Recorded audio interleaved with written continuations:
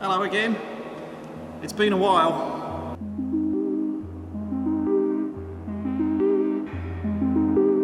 You know, I haven't posted a video on this channel since the 24th of June. As I record this, that's exactly 1 month and 1 day ago. I think that's possibly the longest gap between publishing videos since, well, at least this year, possibly at least in the last couple of years. So there are a couple of things that I wanted to update you on quickly before I start posting the normal content back on this channel again. I want to talk to you about Oshkosh, and I want to talk to you about my round the world trip.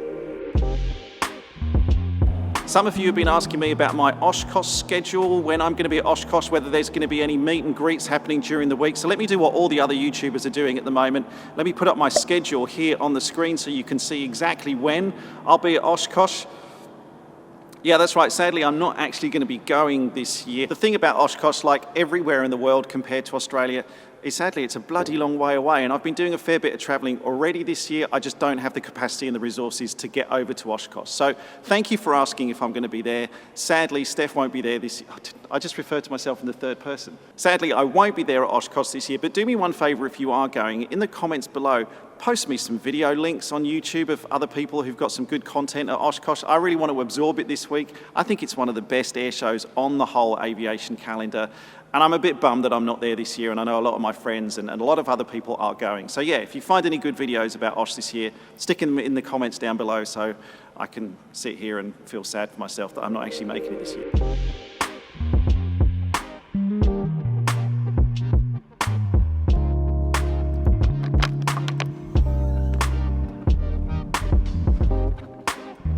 So I set up this YouTube channel to share my aviation adventures with you all here on the internet, and it was in 2018 when I made this video. I was looking on Google Earth and I found that there was this island called Atu, which is an abandoned island. On Google Earth it looked like the runway was still there and in reasonable condition. And I worked out that if I flew the 5 hours to Atu, and if only I had fuel, then it would be about 19 hours to Japan. So I flew from Adak out to Atu, and I left some of my fuel bags on the side of the runway.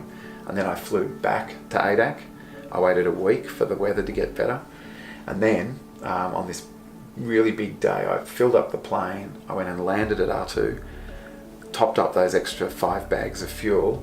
An hour or two later, I took off and I flew what turned out to be an 18-hour flight down to Japan.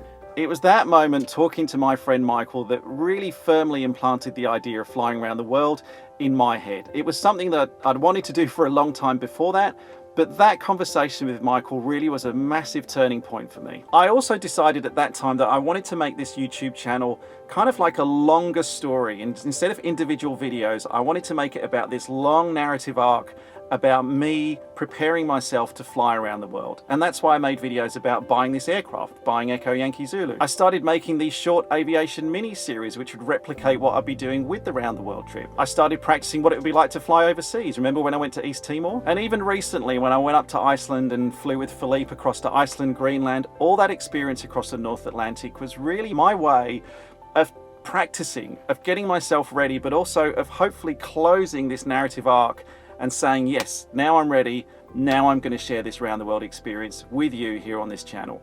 For flying around the world, there really is a strict weather window that I want to follow, and that's, I've got about 5 months between May and September, which are the ideal times for me to fly. So originally I wanted to do it in 2020, but of course we had the global pandemic, nothing was happening that year. 2021, I rescheduled everything, I thought I could go then, but the world really wasn't opened up enough in order for me to be able to do it in 2021. 2022, I thought, now's the time I can go, the world's back open again, but unfortunately the conflict between Russia and the Ukraine meant that flying through Russian airspace was going to be incredibly problematic. So that brings us to 2023. It's quite hard for me to talk about, actually, I'll be honest. I might need some air. So as I said, it's July as I record this. My weather window of May to September, I think I pretty much missed my slot for flying around the world in 2023. Now, I've been away the last 3-4 weeks. That's why I haven't posted any videos. I've been just enjoying some family time away with my wife and daughter. Got to see my mum and dad, who I haven't seen for a little while. It's been really, really good. I had a lot of downtime. And as you know, when you go traveling, you have a lot of time to think. And I've been thinking about what I'm going to do with this round the world trip. And I think it's really important that I come clean with you and I'm honest with you to set your expectations about when, if this thing will ever happen.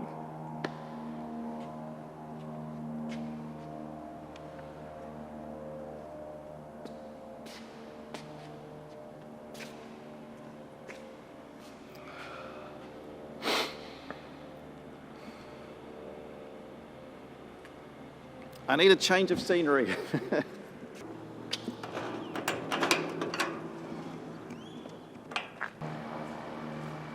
Remember when I said no more announcements on the channel?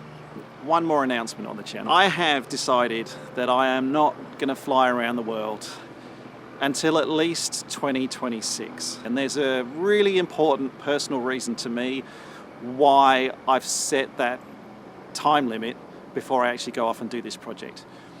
And that reason is junior pilot, as many of you know her, but my daughter, who is now going to be going into the last 2 years of her high school. I don't want to miss that.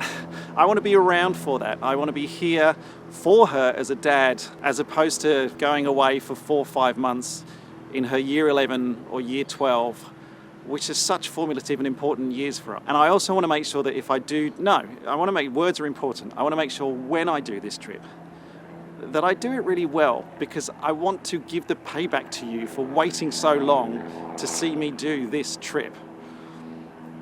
And if I do it in the next 2 years, my mind's going to be elsewhere, because I'm going to be thinking about junior pilot. I'm going to be thinking about her. So no round the world until at least 2026. I'm sure some of you will be disappointed with that, and I'm sorry. Some of you may disagree with my decision. You might not do the same thing if you were in my place, and I respect that. But for me, I've made this decision based on personal reasons, but I didn't want to just let this thing not happen for another 2.5 years. And for some of you who maybe have subscribed to this channel to watch this adventure, I didn't want to let you down. Hello! Bye, Stephen. It was all getting a bit deep there for a second.